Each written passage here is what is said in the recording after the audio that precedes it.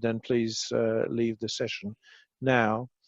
A bit like we have on the previous sessions, we will be using the chat tote again as normal, and be using that really in two ways. One is to ask questions or to pre-position questions you want to ask.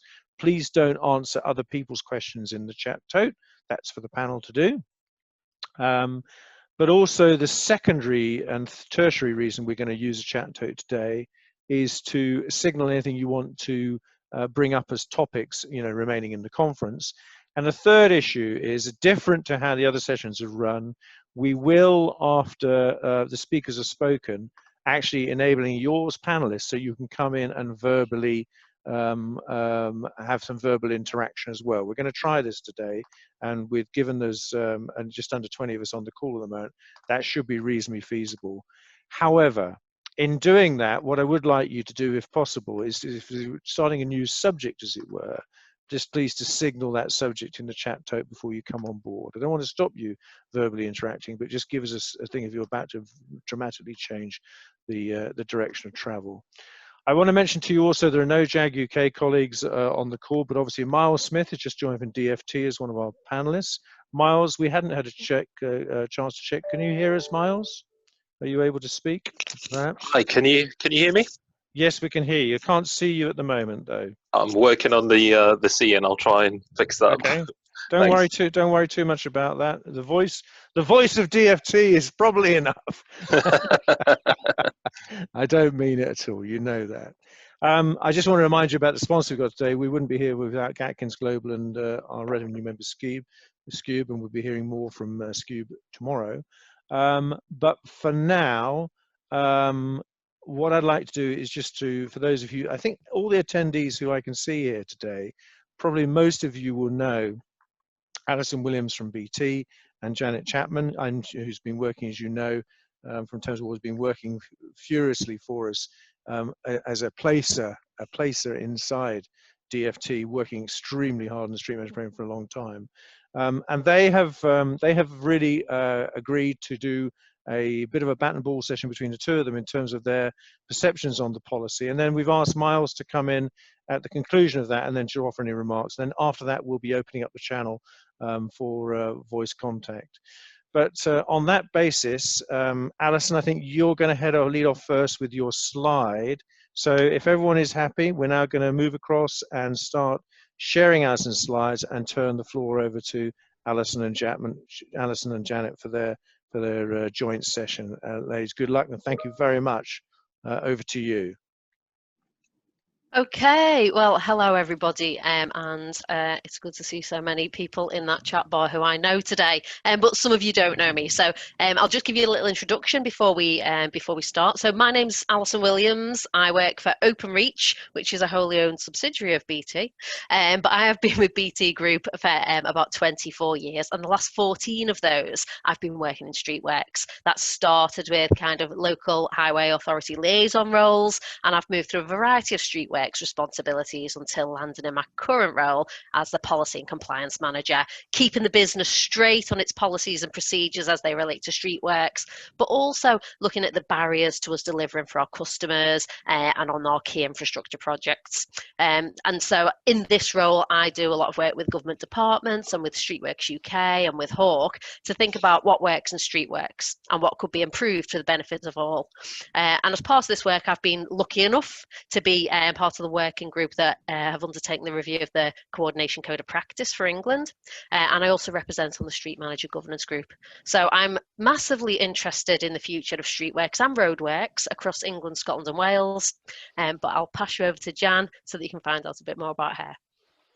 I'm not sure how many people don't know who I am, but if you don't, you're lucky because you're probably still got your ears left. So my name's Jan Chapman. I've worked for Thames Water for 25 years coming up, and about 15, around the same sort of time as Alison really has been in streetworks, but I sort of started at a different end. So I worked in the data, so I was a bit of a data analyst at heart, so I ended up on lots of different projects, bringing in all the elements of the TMA brought in with FPNs, permits, different changes to the Eton. So Eton was my Bible and my bedtime reading for my sins for many years, so I could probably verbalise what was in each chapter, or even in certain parts of it, I could just repeat it parrot fashion. So, like Alison said, I'm also part of had the opportunity to be part of the Hawk working group to redo the Hawk Code of Practice, which is one of the things we're going to talk about today anyway. But I've also been installed, as Clive said, as the SME, one of the utility SMEs, alongside Paul Gerrard from Cadent, in with the DFT on the Street Manager project. So that's now 3 years I've been doing that. So my life at the moment is probably street manager orientated a lot, because I'm now also starting off 2 projects within Thames, or getting involved in 2 projects within Thames to actually do more street managery integration and improvements and stuff. So, and I can talk for England. So I think I think you were going to say something next, aren't you, Alison? So I am. I'll talk forever. Actually, before we go there, Alison, let's introduce Myles and just say a few quick words about himself, because he'll be speaking later on. Myles, go ahead. Thank you all. Sorry, I'm currently on my mobile phone, so I can't actually get the video working. I joined with the laptop, but had some trouble with the sound. So I'm Myles Smith. I currently support Sally Kendall at Department for Transport. I only joined this year, just as COVID was striking. So as I took a role, I got diverted away to work on COVID, so I haven't been able to pick up as much as I'd like to have done in my first year. But I'm getting to grips with the role and starting to get into some deep dives with certain works. I see that Tom Lambert's on the calls, working with Tom on the safety code, for example, and taking part with Alison and Jan have done some great work as well behind the scenes. So yeah, looking forward to chatting and hearing questions, and hopefully can help out later on. Thank you. Great, Myles. Extremely warm welcome. Alison, over to you. Thank you very much. Okay, so the objectives of this session today are for us to have a quick review of some of the changes that we've seen this year to date, but also looking forward over the next year and a little bit beyond, to see what's expected in the future, and maybe to help you think about what you need to think about for your business.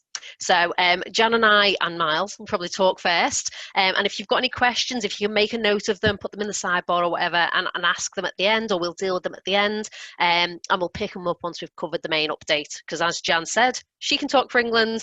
I am her probably #1 competitor, so we don't necessarily want to be deviated from our course. If you're looking at the slide, the areas that are highlighted in green, they're the things we're going to specifically talk to. The other information is stuff that's going on. We'll be happy to talk about that later on if people are interested. Okay, so can you put the right slide on? Is the slide not sharing? No, you've put the other slide on, so that you haven't got the main slide up. Okie doke. That's very unfortunate. We've got technical issues. We've all got technical issues. The rehearsal, Clive. It wasn't right, was it? Right. You were faultless on the rehearsal there, Alison. Absolutely faultless. This slide is. I would definitely pick the right one. Yeah, you had the right slide. You just had to nod down on the next to the next one on that.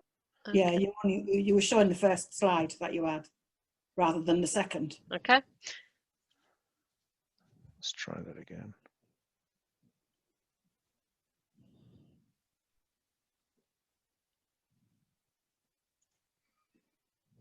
Okay, what can we see?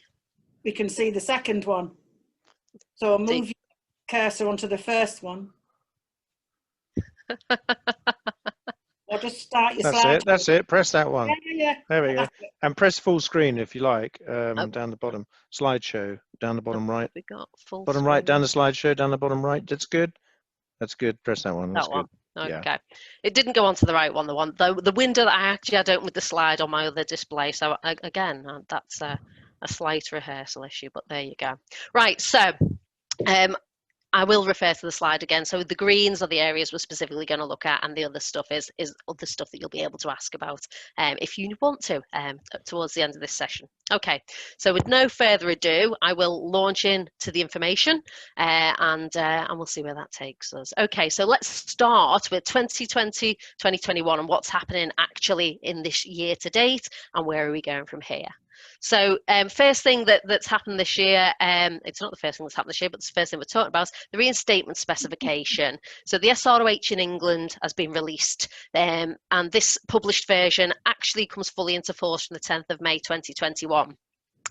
But it's out there. You can have a look at it. You can see what's in it that works for you and for your business. Now, don't forget that although it's not in force yet, you can ask authorities if they will agree to use some of the provisions of the new code before the statutory implementation date. So if you're looking at things like some of the innovation things that are in there and that, you may want to make those approaches to authorities now and ask them if you can start early by agreement on some of those issues.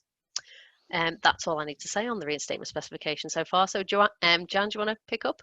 Right, so on the Hawke Coordination Code of Practice, or that replaces the Blue Book, I'm not going to go and put the long sentence in because I'm about to get my tongue twisted. So that's been over 2 years in the making, and both I and Alison were on that working group along with Sam Brothwell and Paul Gerrard from the utility side, and then 4 members of HAs. So the objectives of that were really to try and take it back down to the legislation. I think for anyone who's been using the Blue Book over the many years it's been in, there's a lot of information in there that probably we couldn't even be tracked back to some of the legislation. So that's what one of the main objectives were, and also to make it relevant for permit schemes, which the majority of our authority colleagues are running now, apart from a few. We wanted to remove some of the confusion around what things are actually legally required and backed up by regulation, and what things are recommended practice.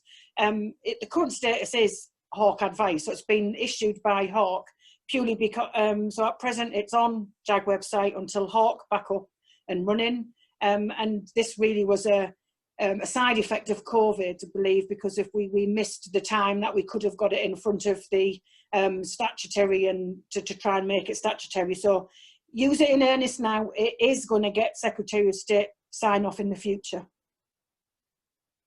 Okay. Okay. Thanks, Jan.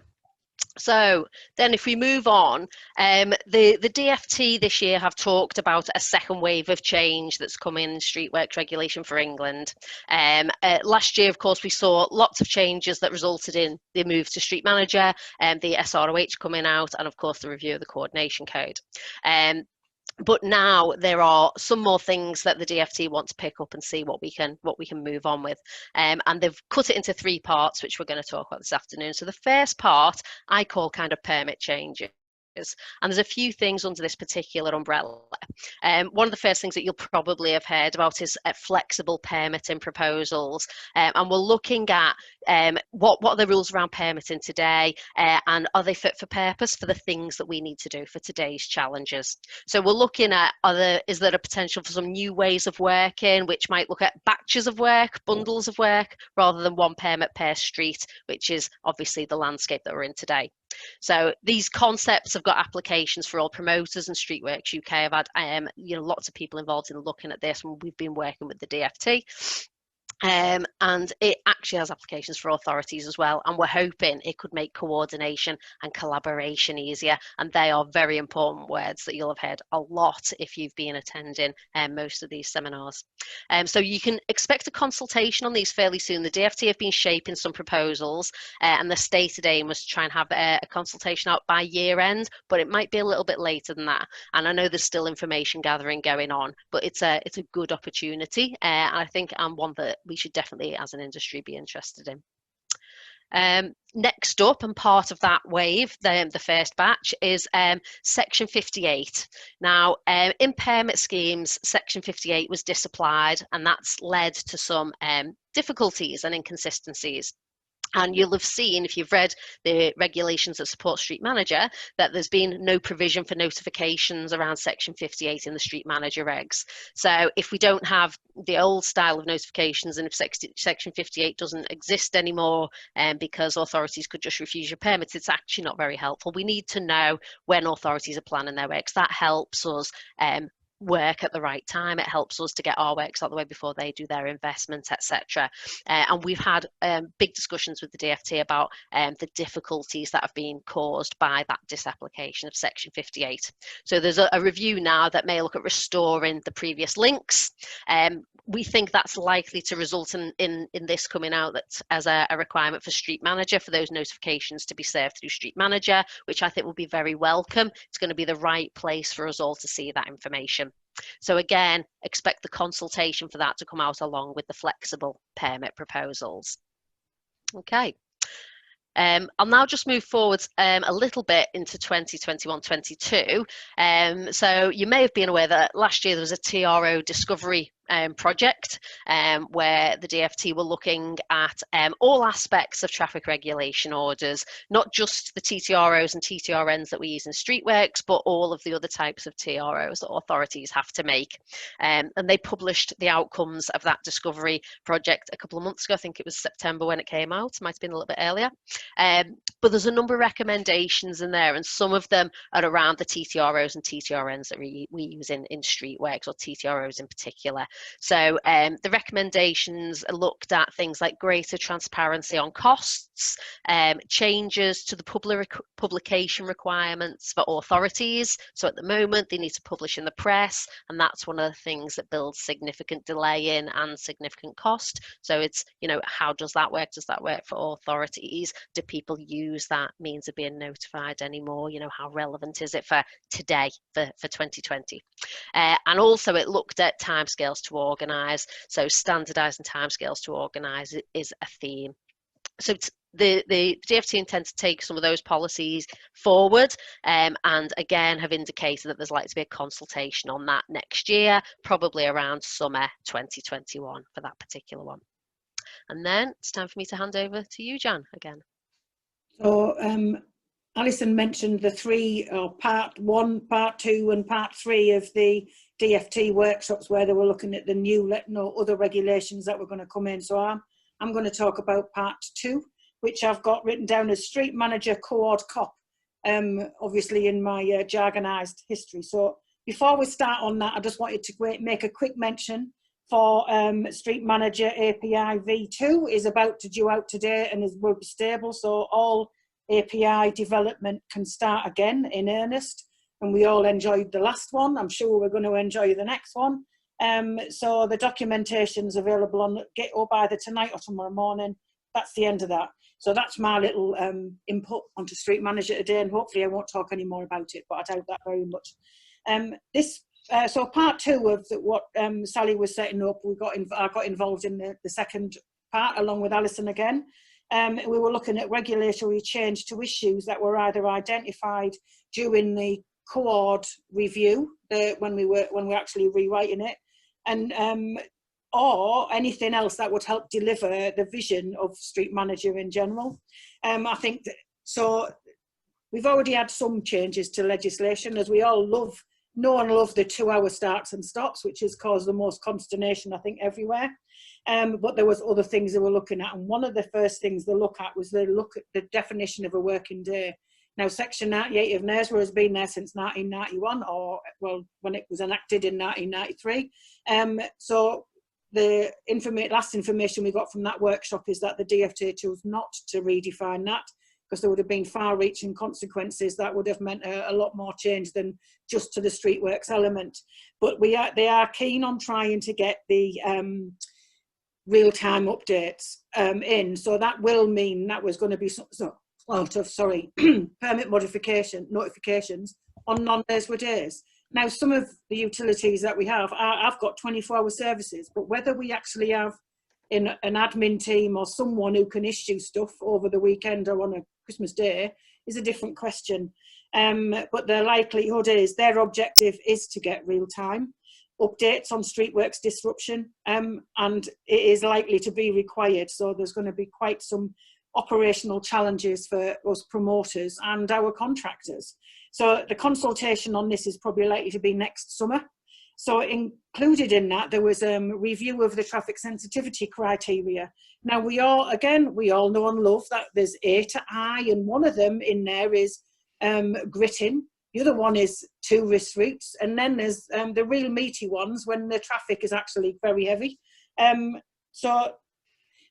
a lot of us utilities, when DTF 8.1 came in, when the written came in as a designation, we all threw our arms up in the air because we ended up with 24/7 TS, and that's not something that it was designed to do. So that Sally has asked the COARD review group, who rewrote the COARD, to look at the definition of what that criteria should be. So that's been passed on to the coordination group, and they're going to be looking for that. And are the criteria right for this day and age? These were written, when was it written? We're going back many, couple of decades at least. And is it valid for today's life on the street? That doesn't sound very good, does it? I didn't mean that type of life. Honestly, Alison, I was talking about a different street life. So are they right for going forward, for now and going forward? So again, that one will also end up in consultation, likely for the summer. But I think you'll also be mindful that anything that comes into the street manager work, like Alison mentioned section 58, I know that the street manager project are working on that design. It has been user tested, so I don't think that will be long before it comes in, but that might actually try and bring some more regulations that might need to be tweaked to make it work the way that everyone wants it to work. So a lot of things that come into street manager may also fall into this part 2 of the regulation change, but that we won't know that until we get a bit further down the line, I don't think. Over to you, Alison. Thank you very much, Jan. So we'll skip the things that are in black and grey on the slide, and as I say, people can ask about those if they're interested when we get to our Q&A very shortly. But there's one final area that we want to flag, which is for 2022-23, and this is the part 3 of the England review. And some of you will know actually that Streetworks inspections and the inspections code has been there's been work going on around the inspections code for quite some time, and there's been lots of challenge in kind of taking it forward and getting it to a place where everybody's happy with it. So there is a lot more work going on, including a review of the regulation around inspections. So what's under review? So things like the sample inspection regime are under review. That's under discussion. Should that change? What will that look like? Calculation of inspection units. Of course, Street Manager gives us a fantastic opportunity to get away from this annual discussion and sometimes animated discussion about how many inspection units you've incurred and how much we should be paying for our sample inspections. And Street Manager, everybody, I know that part of my feedback about why Street Manager might be good was it was give us one truth, and actually if you could configure Street Manager to calculate the units, even better. So there's some discussion about actually going forward, is the way we calculate the units today correct? What should the appropriate calculation be, and then can we build that into Street Manager? So that's definitely an area of focus that people are looking at, and there's been a few ideas put forward, which are the merits and demerits of each are being discussed. Charging around defect inspections, again, for utilities and for authorities, an area that's been hugely contentious over the years. We've seen some really significant disputes going on in that space. So that, again, is under review. And, you know, there's potential for it to move to a single inspection fee related to a defect. And there's potential for other changes around that. So you might pay one fee, but it will be bigger than a £47.50, you know, something like that. There's been quite a firm rejection of the idea that Section 81 will be incorporated into inspections in this way, and we've been told that there's no primary legislation change kind of intended in that particular area. So the inspections code and regulations around inspections is a work in progress. It's a more longer term piece, and we can expect consultation on where this all comes out, either towards the end of 2021 or beyond, more than likely. Okay, so that's us with our general updates. All right, Alison, well, that's really helpful. And, you know, I'm going to ask Joel shortly to bring all the panelists in on the verbal channel. But before we do that, Joel, Can I just turn it over to Myles to let Myles come in and just first of all ask Myles to comment on any of the green areas that Alison has spoken to there, just in case he has any fillers or slight difference in perception upon how we have been characterizing it, and also tee up if there's anything that amongst those in black that we haven't touched on, although I recognise that quite a few of those are in Scotland and probably won't be necessarily that well known to you. And while doing that, Alison and Janet, let me just draw attention to Tom's comment about the safety code review should probably be in the 21-22 landscape. Let's just come on to that as we follow on. But firstly, Myles, did you wish to add any points of difference or comment on any of that as I've just discussed? Yeah, so first of all, thanks to Alison and Jan for that, because that was very comprehensive and probably close to putting me out of a job, so thanks for that.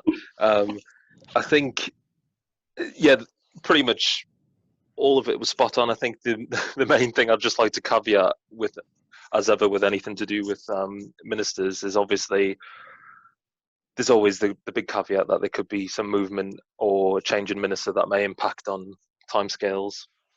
And obviously we're still working through details, so everything is, if anyone's kind of sitting thinking, oh my God, I haven't heard any of this and what's going on, we are still working through a lot of detail, and obviously, like Alison and Jan said, they'll be open to public consultation. So, and even before that, we welcome feedback. I think, like for example, on the flexi permits, I know Alison's been part of some very good work, and that's been, involving the industry coming and saying, we propose that we have a look at something, and it's not about necessarily saying, yep, okay, we're going to drop it. It's about trying to come with a workable solution and trying to forge a way. Can you still hear me? Yes, yep, oh, great. Absolutely, yep. Yes, Myles? No, we can't. Oh. Had you finished there, Myles? Oh, can you hear me now? Yes, yep. Sorry, having trouble with the phone. On the inspections, I think we're trying to get to a place where we could consult earlier in 21. So I think try and close that timescales. I know you said later 21 to 22. Obviously, just depends on the current the feedback that we get on the proposals that we're trying to develop. But yeah, trying to squeeze that timeline. And I think just to touch on Tom's comment as well, yeah, safety code, that's a 2021 aim for me as well. I know Tom's been doing some tremendous work, and we'll be looking to really push ahead with that in the new year. So yeah, all in all, great work from Alison and Jan, and yeah, would like to keep my job, so try not to keep that up, please. Thanks. Okay, well, look, that's pleasing to hear. Joel, why don't you go ahead and bring all the attendees in as panelists now, so if they wish to jump on anything, go ahead. Alison and Janet, obviously, there's a huge endorsement of everything you said so far this afternoon. But was there anything else that you wanted to add about the safety code review in terms of how it balances up with everything else? I know it's really Tom's area, but in terms of if you having worked on the whole picture. By the way, folks, as you join, stick your cameras on. You're welcome to join the party so we can at least communicate in an amiable way. It's not house party, it is Zoom, but do come on board, please. Anything to say on the safety code, Alison? Well, I think it would actually be sensible to let Tom say a few words about the changes that's going on with the safety code, because yes, we have missed it out, and it's no less important a part of the review of streetworks as a whole, because this is about making the guides and practices that we've got fit for today. So Tom. Thank you. Right. Okay. Yeah. Yeah. As can everybody hear me? Yeah. Yeah. Can't see you as a matter. No, that's probably a good thing. It should be working, but obviously it's not. Let's try that. That might be better. There we are. So as far as the safety code review is concerned, what we've done is we've taken the initial steps So I've created a change document which has been shared between myself, Phil Cameron as the Highway Authority Chair, and Myles. Obviously, due to COVID and the difficulties around that, we haven't sort of progressed as far as we would have liked. I have had some very constructive input from my Safety Code EPG team, and hopefully we'll be using those as a sounding board going forward in the development of the review as it progresses. The idea, well, my idea, and I think it was Myles's predecessor's wish as well, and hopefully Myles, and I know Phil is on the same page as myself, and I think Myles is as well. It's about looking at safety and site safety from two aspects. The stuff that we have to do every day, that is compulsory and mandatory and everything else, but also behind that, it's trying to give flexibility within the safety code to manage sites based upon the practical applications of our everyday activities. So there is no such thing as a perfect site. All roads aren't straight. You know, we have cars parked, we have bends, we have all sorts of other provisions that we need to take into account that are site specific, and giving works operatives the flexibility to design and set their sites up to accommodate those site specific risks while still maintaining a level of minimum standard is where we want to go with this new code. That in itself has challenges, because we don't want a code that's going to be 3.5 feet thick, and it's how we manage that. And then also we've had the development of the Hawk app, which is currently hinged around the safety code, although it will over its lifetime expand into many other aspects of street works. And it's how we can use the Hawk app to bring that safety code to life, bring those risk assessments and those site-specific elements to life. So it's a very much more joined up project. Originally, I was intending to just take out some bits and add some bits in, but I think it's grown a little bit more than that. And hopefully we can actually start in 2021, we can start pushing the envelope and get it developed and roll out for some sort of consultation. Tail end of 21, more realistically, I would say, Myles, and you can disagree or agree with me as the case may be, but more realistically, I would think it's going to be April 22 before we get something out on the table for everybody to look at. And Tom, just for everyone on the call's edification and understanding here, is it true to say the should we say the EPG is pretty well populated for that work at the moment, or are you looking for more people to come on board to do that policy work? We've got a fully populated EPG. I may look for alternative members or specific expertise as we move through the process to come in and provide their SME aspects. The key to any of these EPGs, and this is sort of like a plea really as secretariat, if you like, to the EPG function within Streetworks UK, is if any of you want to take part in an EPG, want to get yourselves involved, please give Streetworks UK your name and details and which EPGs you want to get involved with.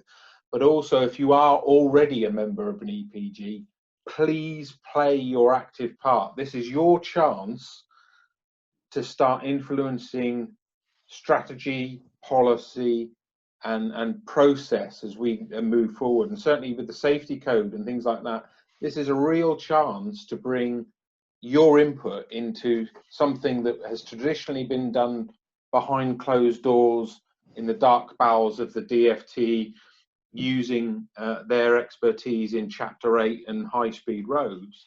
This is your work, a real chance for you to have your say. So, you know, that's a plea from me really in that regard. All right, Tom, we got that. Right, well, look, Alison and Janet, you've laid out the ground for us very well in terms of the, you know, the green items, those things that are green to go and our expectation.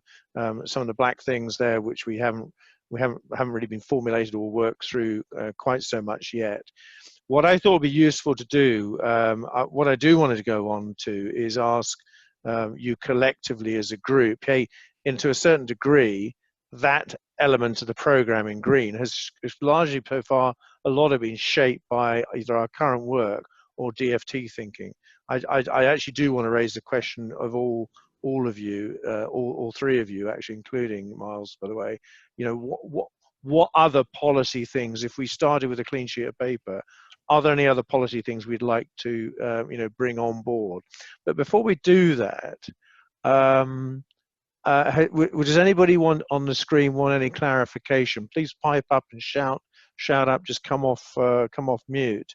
And are there any other things that need to be talked through in terms of either the black or the green things that need any clarity for you in terms of the pace at which they're likely to happen? Anyone? David, I saw you come live on your camera just now. Was there anything you wanted to speak to about that? David Grossi? No? Okay. All right. Well, it sounds like everyone's got the, you know, the constituted picture, which we've been becoming growingly familiar with, developed by Sally and Myles and the team and our teams that have been in there.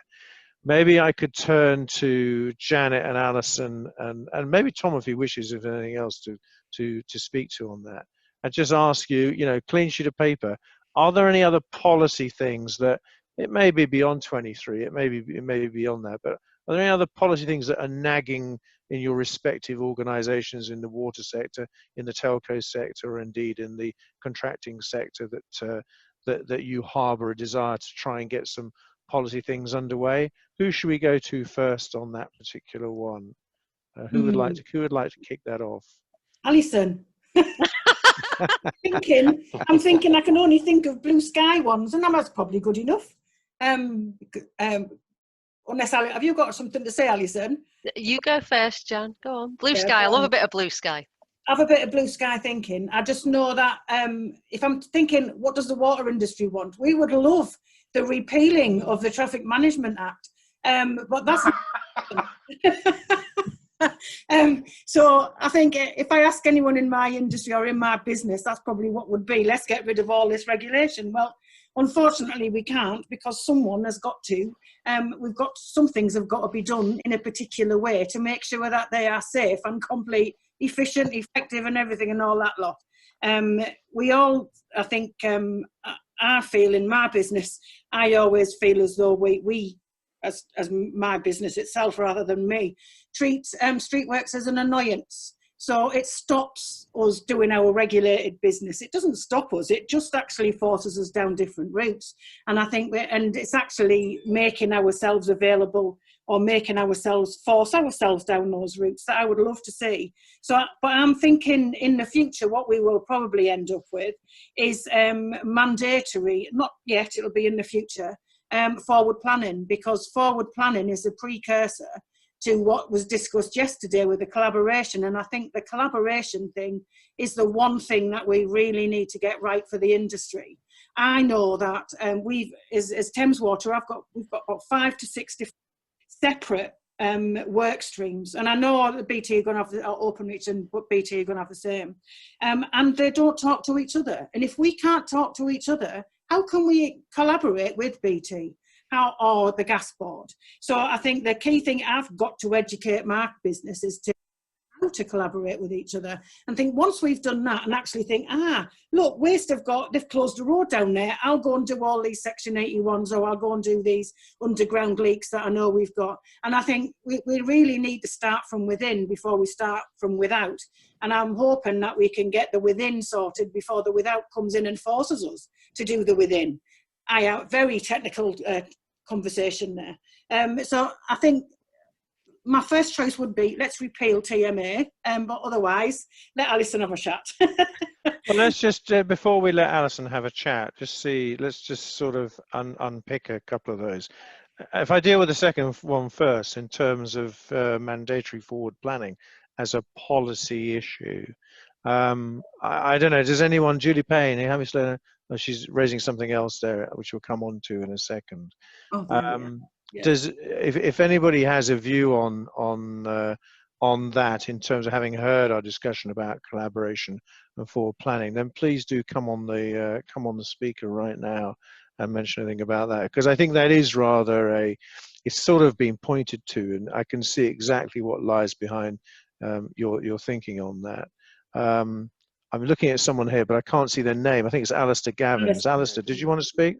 Yeah, just very quick comment, because I do hold planning as a key to all this smart planning, and streetworks planning is absolutely vital. But in order to get some of the things that Jan said, and it's the right thing to aim for, blue sky, is some sort of combined planning. Sounds awful, doesn't it, to combine? But if we continue as separate utilities, even departments within utilities, to plan in silos, which gives good performance regarding those direct performance commitments, standards, guarantees we have to deliver, but I think at the expense of collaboration. I don't know the answer, but I'm sure there is something around, can we not plan a longer term, smarter in areas, group all work together. I think somebody said it yesterday. It's a difficult one, but I think that is a challenge for the future. Okay, no, good point. No, thank you for that. All right, Tom, did you want to just deal with this particular point before we move on to another one? It is about this particular point, and I think, I am always averse to that word mandatory,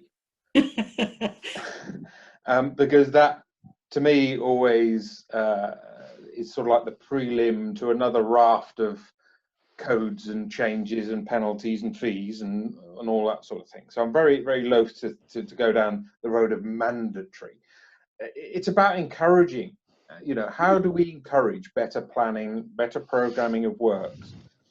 But also, I think we also have to accept that with all the best planning and programming in the world, things do change, and things can change overnight. If anything COVID has taught us in the last 8 months, it's things can change at the click of a switch, and there has to be that degree of flexibility, which is why I say mandatory requirements could make it very difficult to manage, and you end up building a cottage industry around policing that.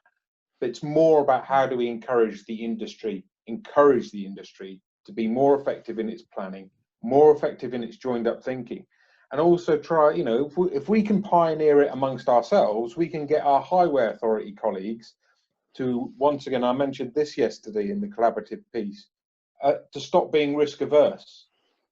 They spend every monthly coordination meeting trying to avoid utilities working in the same space at the same time, which is a nonsense. It should be the other way round. It should be a case of, well, if you're there, Mr. Electricity, can you go in there, Mr. Openreach, at the same time? Not, well, you're there this week, so we don't want you in until next. That's the type of element we've got to encourage. Tom, I've got a picture in my mind of you becoming a traffic manager now. It fills me with horror, but no, I'm only kidding. I think it would fill a lot of people with horror if I switched over to the dark side, yeah. But I think you raised an interesting point, because it did come up yesterday about the carrot and stick approach, and although your mandatory thing, we know, I know you in the safety world are not averse to mandatory in some areas, but I think you raise a general principle about that, which is important. Alison, do you want to deal just with the forward planning bit before we come on to the other stuff, please? I will say, but actually this thread, it runs through pretty much everything we do, right? So here, in our world, streetworks has become about the minutiae. It's become about following the rules rather than understanding what those rules are intended to achieve and trying to deliver the right outcomes. It's about delivering in line with the rules rather than delivering the right outcomes. And this is where we've talked about collaboration endlessly over the last couple of days, and we won't stop talking about collaboration, because having those relationships where you can effectively collaborate with other utilities and with authorities and have open discussions about how to achieve the right outcome instead of how to adhere to a very, very specific framework. I don't think we can necessarily do some of the big picture things without getting there. Incentivization, as Tom said, and as we said yesterday when we were talking about collaboration, is so important. We've got to be doing it for the right reasons and believing in it. Otherwise, we're ticking regulatory boxes, which, they are important, you know, but actually the goal is what is most important. And where we've got competing objectives, we have to learn how to collaborate there and get the best outcomes overall, rather than our outcome has to be this and their outcome has to be that. You know, Okay. there's a way. Yeah. No, great conversation. Good point. All right, let's come on to Jan's other point, her nuclear solution in terms of repealing TMA. You know, and in a sense, this talks a little bit to, you know, treating people as grown-ups. You know, their life has changed, things have changed since TMA. You know, that's a long time ago. Is there any real sensible realism of that happening in our mind's eyes? Is it really a goal that we would ever get DC and his chums to sign up to? No chance. Did say it tongue in cheek, honestly, Clive. But Clive, is there a change of paradigm here? You know, a complete change of behaviours. There is a real point to be made about it, Clive, and I keep dragging this up at every opportunity. But I remember distinctly about 6 years ago, and maybe even longer than that, at the Hawke conference in Cardiff, when they were first talking about TMA and talking about Section 74s and fixed penalties and all this sort of stuff, was the big dark cloud was over us. I remember standing up there at that conference and saying, actually, guys, do we need all of this? Is this just not a symptom of something that we've got wrong? And we're now seeking to sticking plasters over it. So the TMA, was that a sticking plaster for NERSA? The answer is yes. Are permits a sticking plaster for notices? The answer is yes. Is Section 74 a sticking plaster for something else? The answer is yes. And we keep creating layer upon layer upon layer. And then just picking up, you know, that falls into Alison's thread that she was sort of talking about. Have we made the excavation of a hole in a piece of road or footway so complicated that we actually lost the direction of what we're trying to achieve? And the direction we're trying to achieve is we are trying to provide infrastructure services to the public and business. That we want to keep the lights on, we want to keep water flowing out of the tap, we want to be able to people to be able to communicate, and you be able to cook on a gas cooker. That's primarily the function of our members, and the associates are part of the delivery of that. And have we made it so complicated that now we've actually lost our direction a bit? And I sort of wind back to what Samantha has done, the work she's done on the coordination code. It's a complicated document. By doing what they've done, as in referring everything back to the basic legislation, it's made it clearer. You know where things have come from, you know what the foundation is, and you know what it should say. And I think perhaps we need to do that with some of the other aspects of street Okay, works good, as well. Tom, good. Myles, legislation on top of legislation on top of legislation, sticking plasters. What you're an extremely bright civil servant who's been around the bazaars a bit. What do you think of this? Are we in dreamland here, Myles? I don't think necessarily it's wrong to dream. I think it's always right to challenge and always right to come up with new ways. I think it's more about coming up with actual proposals, because I think we can get into the territory as well where we talk a lot about things instead of actually saying, okay, well, what is an alternative and what is a different way? And okay, this is how we're doing X over here. Can we propose that? Is that something we can look at? I think if you're saying right now on the horizon TMA getting scrapped, the obvious answer would be no. But I think as a mid-term to long-term, can it be, you know, there's nothing to say that in the future there can't be a legislation to replace that. And I think it is always about, I think there's good points raised, and I do think it's got to be balanced out with, there is also a need to manage the roads are managed through the public purse, so there is always that element as well. So we do need to appreciate this, the services to the public, but equally the services to the public indirectly through managing the public purse. So I think it's about collaboration, but also I think it's about also just come with ideas and push. Bring ideas to us, push through the channels. wise words, Myles, and Thanks I for know the that open door, Myles. Yeah, we'll be there.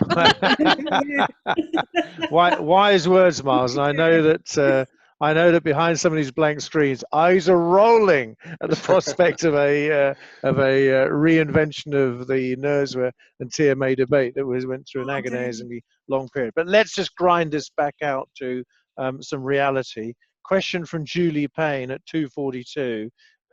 A relatively minor question, but one that's actually kind of quite important and get increasingly vexatious to us as a grouping here. So how can we slow down lane rental rollout and ensure that the HAs follow the guidance as they appear to be able to do what they want? E.g. Surrey are now doing it on 7.5% of roads. Normally it's 5%, isn't it? Isn't that correct normally? Well, that's what the guidance says, Clive. The guidance says no more than 5%.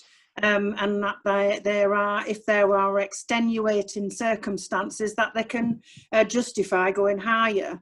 But I think the guidance that they've got, the bidding guidance that was published, and then was published when we actually allowed anyone to apply. And I think Surrey is the first one to actually apply for lane rental. And yet, so they're going into the first ones who are actually using the bidding guidance, and they're going over and above what was in there in the first place. So I think that's more down to the DFT and the way they're looking at it, because I think it would be quite a poor show. I'm sorry if I'm going to put you on the spot here, Myles, but I think it would be quite a poor show if the first person who comes in can just override one of the elements within the bidding guidance, which then opens the door for every other business council to come in and do the same and just think it can override anything. Okay, okay. So Alison's head nodding furiously. Myles, can we put you on the spot on this one, or is it something you'd rather take away and reflect upon? No, I think I understand concerns. I think the first thing to obviously put out there is equally authorities can challenge us and say, why is it only 5% when our data shows X% of the network is costing this much in disruption? So it's fair on both sides. I think the guidance sets it out to ensure that there is an element of control, but we've also said if authority can justify and back that up with evidence, and Surrey put through a proposal which is still being evaluated, so it's nothing set in stone. So yeah, I think it's fair comment from both sides, and I think the only thing I can say is the guidance is 5%, but there is also, if there's justification for above that, then we will look at that evidence and decide on a case-by-case basis. Okay, Alison, I did cut you off a little bit there. Was there any additional point you wanted to make just to seal that one off, that particular issue off over lane rental?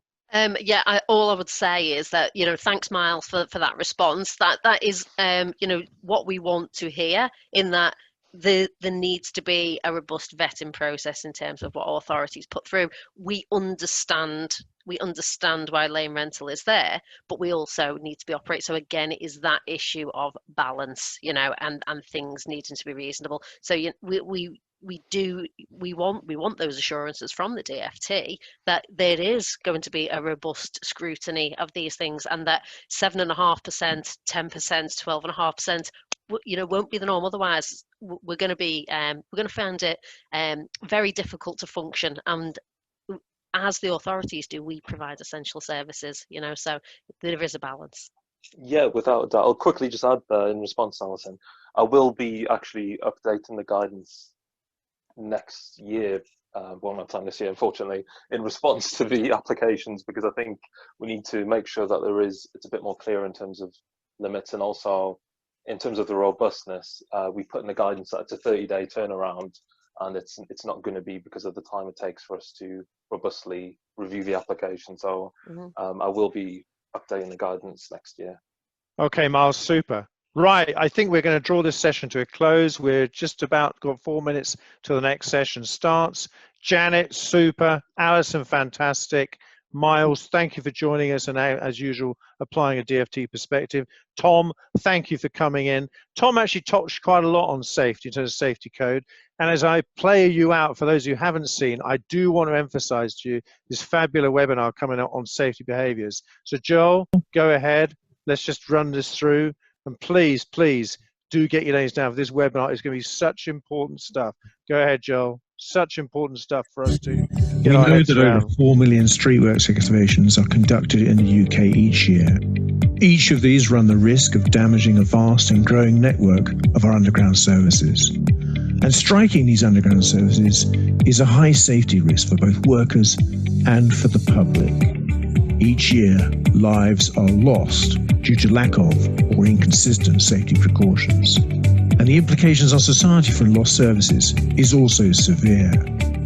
To investigate the state of the UK industry, a team of 3 leading UK trade organisations teamed up with Geomatic. The organisations each asked their members what behaviours are actually exhibited during excavation, and the results uncovered a number of unsafe or inefficient practices.